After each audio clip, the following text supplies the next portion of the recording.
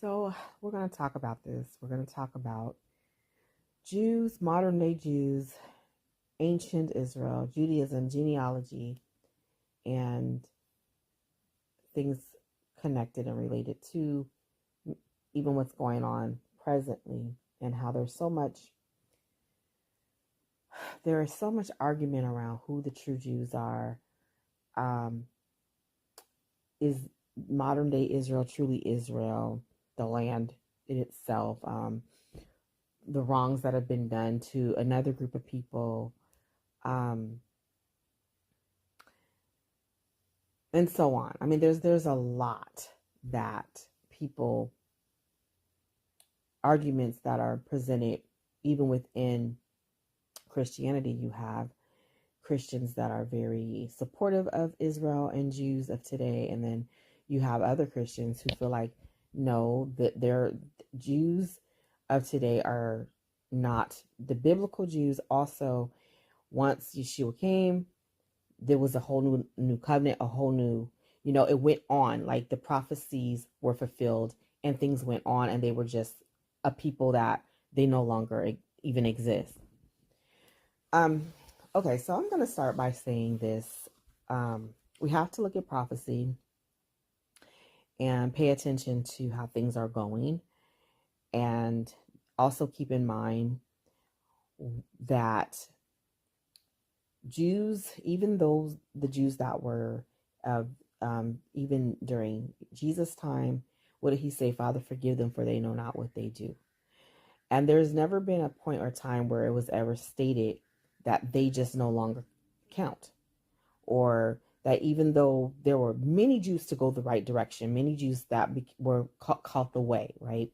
And then the Gentiles were grafted in. But first there were Jews who accepted Yeshua. There were Jews. They were Jewish people. And they went on, and they still, they still have their traditions and so on and so forth. And then some didn't, like Paul didn't put an emphasis on traditions anymore. And I think it's because he was with Gentiles so much, and he was trying to say, this isn't what saves you. This isn't what makes you holy or makes you righteous before God. None of this stuff, none of the circumcising, none of the traditions, none of that matters. But it matters that you have accepted the way of salvation. So that was what Paul was emphasizing with Gentile nations, because the Jews who were of the way, they were kind of, still keeping to those traditions, and kind of wanting to teach the Gentiles how, no, we don't eat pork, and we don't do this, and we don't do that. And Paul was saying it doesn't really matter, that's not what matters. And so, but what we don't want to forget is that it is our root. Okay, it's the root. And Paul also said, don't start acting a certain way towards the root. Don't start thinking that you're better. Don't start, because their blindness and their hardened, talking about the Jews, because their blindness and them being hardened is a benefit to the Gentiles for now. So God is a covenant keeping God, right? God is a God of covenant, which is a promise. And he made a promise to Abraham that he is not going to break. He's not going to break it. So the line of people, that can be questionable, who is truly a seed of Abraham or not. That can be questionable. Do I think every single person that says that they are Jew or of the seed of Abraham? No, I don't. And many of them know that they're not too. They'll tell you that, right? So no, I don't. There are people who are, they're Jewish, and you have to look into what that means. Ish, it means like a Jew. So they have proselytized into the religion, maybe for years and years and years, maybe hundreds of years, maybe a generation or two, but they're still Jews in the sense of practicing the faith. So they are still, they're Jews. That's what they are. They practice the faith. So also we have to understand, Jew, the word, it comes from the line of Judah, right? So even all of Israel is not necessarily Jewish, because oh my gosh, it's, you have to really kind of study that to get a firm grip on that and a firm understanding. But it comes from like the kingdom of Judah. Okay. But anyway, But there are plenty, obviously, all the 12 tribes, were practicing Judaism, and they were, we had the Levites that were the priests, and so on and so forth. Okay. Now, let's get to modern day. Again, as I stated, are every single person that says that every single practicing Jew, are they necessarily the seed of Abraham? No, not necessarily. Judaism. There are some people, and I've crossed many people like this. Yes, may I help you? Why'd you what? Anyway, there are. I don't know why he opened my door and just walked out. There are many people who I've come across many people who they will say they're Jewish, right? But they're atheists. And to me, that doesn't make sense. How are you both atheist and Jewish when Judaism is a religion? Now, I guess they're saying they're an ethnic Jew, but again, none of that just doesn't make sense to me. So even if you're an ethnic Jew, there is a God of the Jews, right? So I'm like, how is that possible? So that brings me to the scripture in Revelation where he says, those who call themselves Jews, but they're not, they're the synagogue of Satan. Okay. And I think that goes for even those who call themselves Jews, but they're celebrating everything that's anti-biblical, anti-Torah. Okay. How are you a Jew, but you are in support of the LGBT community to the point of being in the parades, living that way?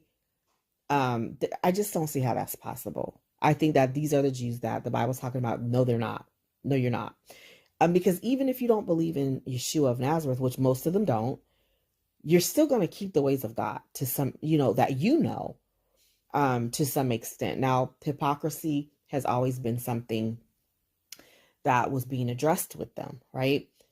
We can see it all through the scriptures from the beginning to the end. Hypocrisy was a big deal. And that was an issue. But I mean, living in like that type of sin, I just don't think so. I don't think so. The other thing is, remember when it was Palestine, I guess when that whole war took off last year, was it last year? Maybe it was 2023 now. But where they parachuted into, was it Jerusalem? They parachuted in and they took hostages, and then that war kicked off and they were at war with Gaza, right? I don't know if you guys noticed this, but that one area where they parachuted in, it was like a little party going on. Almost, it reminded me of like a rave. So everyone's dancing. I don't know if you guys noticed the Buddha statue. It was a big Buddha statue. And they were just dancing and just going off, right? And then you can see these parachutes coming down, and then they took those people hostage. And then, the war kicked off and stuff. But I remember seeing that Buddha statue and being like, what in the world is a Buddha statue doing in Israel? What is it doing there? And they're dancing in front of it, right? These are people who are supposed to be Jews. They know who the God of Israel is. And the number one command is, thou shalt not have any gods before me, right? So again, we still have to go to, there is a blindness with Jews today, and there is a hardening of the heart. Now, the next question is, what people will say is, well, they have an antichrist spirit. They do. That there's no denying that. They absolutely do. Because they didn't believe Jesus the first time. You know what I'm saying? But they are gonna believe him this next time. They're gonna see him. They're gonna see him. And what is the word of the Lord tells us? They're gonna behold him that they pierce, and they're going to weep. They're going to weep. Okay, so that day is coming. Is it going to be every single person that calls themselves a Jew? No, because the Bible says not every one of them is. It says some of them are not. They belong to the synagogue of Satan. So I say all this to say, yeah, there's going to be some who aren't really Jews at heart. They really aren't Jews. There's going to be plenty who probably aren't the seed of Abraham.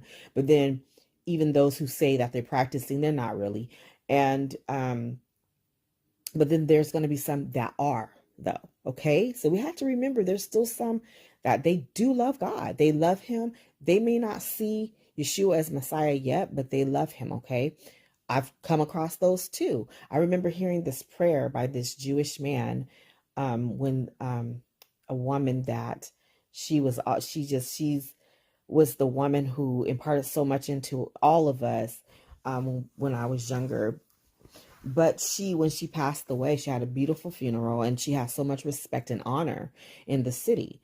And one of the people who spoke at her funeral was a Jewish man, and he did a prayer, and that prayer was so powerful. I mean, I was like, wow.